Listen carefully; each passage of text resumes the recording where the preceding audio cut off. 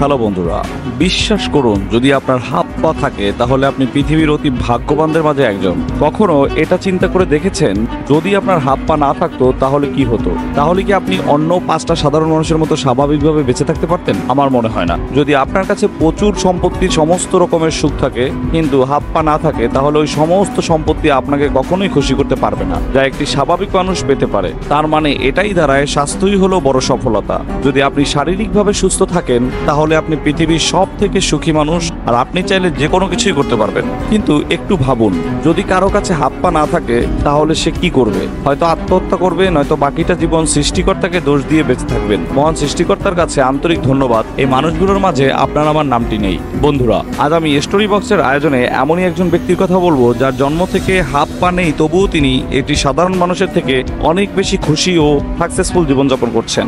নিক ভুয়োটোসিক 1982 সালে হাত ও পা বিহীন এক অক্ষম শিশু অস্ট্রেলিয়ার মেলবোর্নে জন্মগ্রহণ করেন। কেউ ভাবেনি হাত ও পা বিহীন এই নিক কখনো কিছু করতে পারবেন। নিক ভুয়োটোসিকের জীবনযাত্রা আজ লাখ লাখ মানুষের জন্য অনুপ্রেরণা। জন্মের পর নার্স যখন নিককে তার মা বাবার সামনে নিয়ে গেল তখন তার মা যেন আঁতকে উঠে বললেন, ওকে নিয়ে যাও, আমি ওকে দেখতে চাই না। কিন্তু নিকের বাবা নিকের মাকে বোঝাতে লাগলো, দেখো ও কত হ্যান্ডসাম, অন্য সাধারণ 5টা মানুষের মতো না। এটা হয়তো সৃষ্টিকর্তার কোনো একটা পরীক্ষা। তারপরও নিকের মায়ের কাছে ব্যাপারটা সহজভাবে নিতে 3 থেকে 4 মাস সময় লেগেছিল। অক্ষম নিক ভুয়োটোসিকের বড় হওয়াটাও এতটা সহজ ছিল না। হাত পাবিহীন নিককে মেন্টালি, ইমোশনালি ও ফিজিক্যালি সংগ্রাম করে যেতে হয়েছে। নিকের ছোট্ট একটি পায়ের পাতা ছিল যেটা সে লেখা ও হাঁটার কাজে ব্যবহার করতে শিখেছিল। তবুও স্কুলে সহপাঠীদের নির্যাতনের শিকার হতো সে। তারা তার শারীরিক অবয়ব নিয়ে তাকে খোঁচা দিয়ে কথা বলতো। সহজভাবে বলতে গেলে স্কুলে টিচিং ও বুলিং এর শিকার হয়েছিল।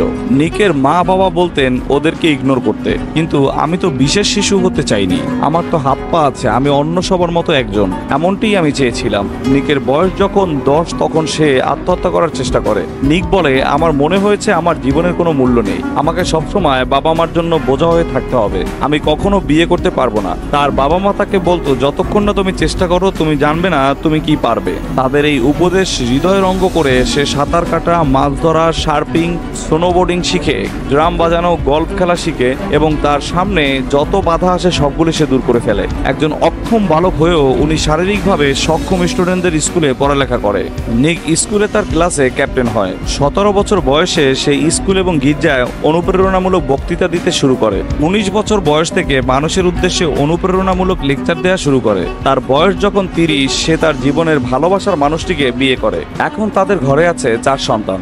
নিক প্রমাণ করেছে যে জীবনে কারো হাত পা না থাকলেও সে তার আশা পূরণ করতে পারে বা স্বপ্ন জয় করতে পারে। তার মতোই হাত পা ছাড়া আরেক বালকের সাথে তার দেখা হওয়ার পর নিকের জীবন বদলে যায়। তারা একে অপরের সাথে নিজেদের অভিজ্ঞতা শেয়ার করে। নিক বুঝতে পারে সে বালকটিকে হেল্প করতে পারবে। সে তখন অনুধাবন করতে পারলো যে অন্যদের প্রয়োজনে তার এই জীবন। নিজের জীবনের অভিজ্ঞতা এবং ওই বালকটির জীবন থেকে নিক অনেক কিছু শিখেছে। সেই প্রসঙ্গে বলতে গিয়ে নিক বলে, আমি হয় আমার যা নেই তার জন্য সৃষ্টিকর্তার উপর মনক্ষুণ্ণ হতে পারি, অথবা আমার যা আছে তার জন্য তার কাছে কৃতজ্ঞ থাকতে পারি। নিক লক্ষ লক্ষ মানুষের মধ্যে ভালোবাসা এবং বিশ্বাসের বার্তা ছড়িয়ে দেয় এবং তাদেরকে অনুপ্রাণিত করে। 21 বছর বয়সে গ্রিফিথ ইউনিভার্সিটি থেকে অ্যাকাউন্টিং এবং ফাইন্যান্সিয়াল প্ল্যানিং এ ডাবল মেজর সহ স্নাতক ডিগ্রি লাভ করে। নিকের কথা হলো, আপনি যদি অলৌকিক কিছু না পান, নিজে অলৌকিক কিছু হয়ে যান। নিক 57টারও বেশি দেশে গিয়েছেন এবং 3000-এরও বেশি সংখ্যক মোটিভেশনাল লেকচার দিয়েছেন। ওগুলোর কোনোটাতে 1,10,000-এরও বেশি মানুষের সমাগম হয়েছে। নিক তার মোটিভেশনাল বক্তৃতা যে কথাগুলো বলেন সেগুলি হলো জীবনের মূল্য, জীবনের বাধাগুলোকে সুযোগে পরিণত করা। নিকের বিশেষ কিছু উক্তি আপনাদের মধ্যে যে অক্ষমতা আছে তার প্রত্যেকটার বাধাগুলি দূর করতে যা প্রয়োজন তার চেয়ে বেশি সক্ষমতা বিধাতা আপনাকে দিয়েছেন। জীবনে সবচেয়ে বড় জিনিস হলো ভালোবাসা এবং আশা।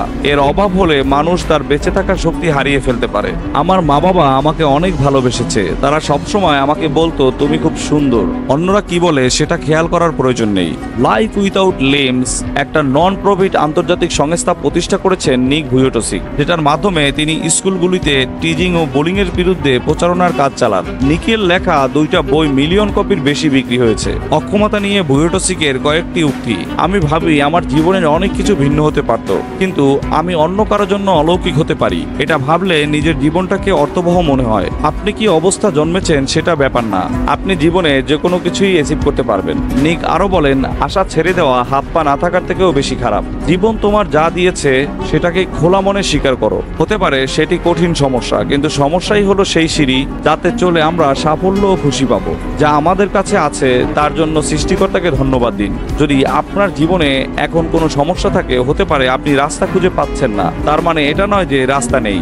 অবশ্যই রাস্তা আছে, শুধুমাত্র আপনি নিরাশ হবেন না। ধৈর্য ধরে খুঁজতে থাকুন, রাস্তা অবশ্যই পাবেন। নিক ভুয়োটসিকের জীবন থেকে আমরা শিখলাম নিজের উপর বিশ্বাস করা খুব জরুরি। তার জীবন শারীরিকভাবে অক্ষম মানুষদের জন্য শুধু না, আমাদের সবার জন্যই নিক ভুয়োটসিক একজন অনুপ্রেরণার ব্যক্তি। তার দ্বারা কোনটা সম্ভব হবে সেটা বোঝার জন্য অনেক কিছু তিনি করে দেখিয়েছেন। কঠিন সময়গুলোতে হাল ছাড়েননি বা হার মানেননি। তার শারীরিক সীমাবদ্ধতা থাকা সত্ত্বেও সাহস এবং লেগে থাকার সংকল্পের কারণে তিনি বিশ্বের সেরা মোটিভেশনাল স্পিকারদের একজনে পরিণত হয়েছেন। তো বন্ধুরা, শারীরিক অক্ষমতার দোহাই না দিয়ে অক্ষমতাগুলোকে সক্ষমতায় রূপান্তর করে বিশ্বজয় করা নিক ভুয়োটসিকের জীবনীটি কেমন লাগলো তা অবশ্যই কমেন্টের মাধ্যমে জানাতে ভুলবেন না। ভিডিওটি ভালো লাগলে লাইক দেওয়ার অনুরোধ রইল। এরকম অনুপ্রেরণামূলক ভিডিও পেতে আমাদের চ্যানেলটিকে এখনই সাবস্ক্রাইব করে পাশেই থাকুন। সবাইকে অসংখ্য ধন্যবাদ।